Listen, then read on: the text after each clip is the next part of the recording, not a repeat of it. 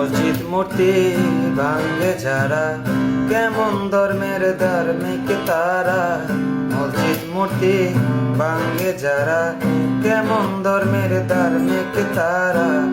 অন্য ধর্মে আঘাত করা, কোন ধর্মে নাই বিধান।